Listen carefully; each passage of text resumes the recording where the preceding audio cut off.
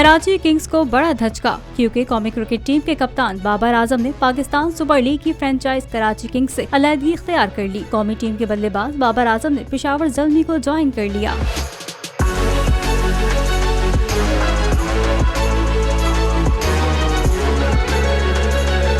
जराये के मुताबिक T20 world cup के लिए ऑस्ट्रेलिया में मौजूद कौमी कप्तान बाबर आजम ने PSL के नए सीजन में कराची किंग्स की जानिब से खेलने से माजरत कर ली है। जराये के मुताबिक पेशावर ज़ल्मी ने ट्रेड के जरिए बाबर आजम की जगह शुएब मलिक को कराची किंग्स को दे दिया है। दोनों टीमों के दरमियान इस हवाले से मामला तय पा गए हैं।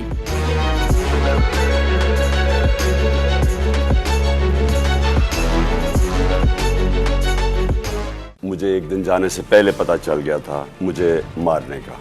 PTI का हकीकी आज़ादी मार्च सिर्फ बोल दिखा रहा है। 24 घंटे हकीकी आज़ादी मार्च। इमरान खान के कंटेनर के करीब फायरिंग का वाकया पेश आया है। सबसे ज्यादा रील्स और सबसे ज्यादा रेटिंग्स के साथ बोल रहा नंबर 1।